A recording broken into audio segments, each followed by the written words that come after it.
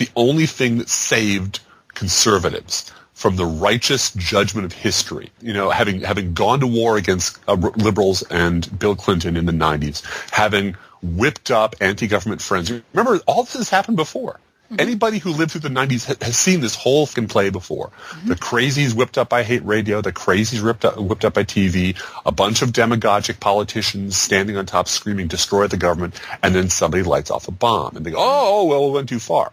But the same players, the same paranoia, the same hatred, the same anti-government bull that got Clinton investigated for everything from Christmas card lists to his personal history, to got the President of the United States impeached on a whim. Mm-hmm. And then got this half-bright, dry-drunk frat boy imbecile anointed president. Mm-hmm. Now, if roles had been reversed, Republicans would have burned the fucking city down. Mm-hmm. Over any of these issues, over impeaching one of their presidents for essentially nothing, for dragging the entire party through investigations specifically to shut the government down, and then for rigging up a Supreme Court decision to have their guy anointed. If liberals had done that, Republicans would have come out literally guns blazing.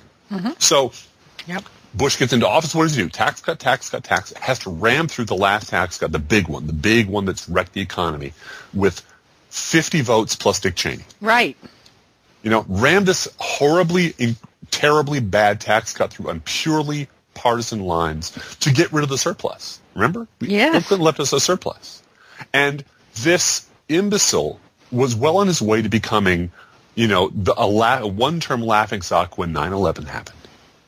And the Republicans spent the next 5 years turning 9/11 into their personal credit card, calling anybody who stood in their way a traitor. Mm-hmm. They used it as a get-out-of-the-90s free card. That's a phrase I've used before. They used it to pretend the 90s never happened.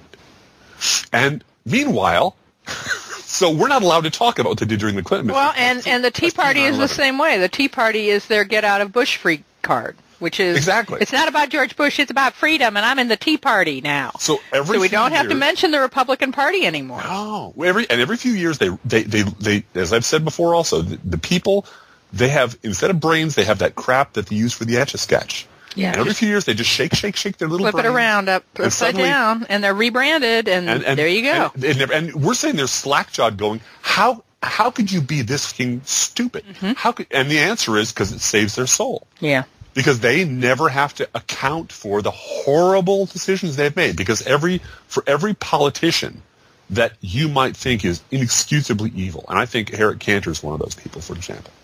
Every time a talk Rick radio, Perry is my personal favorite. Well, and every talk show host who is a loathsome person, remember, they only exist because millions and millions of people elect them or listen to them.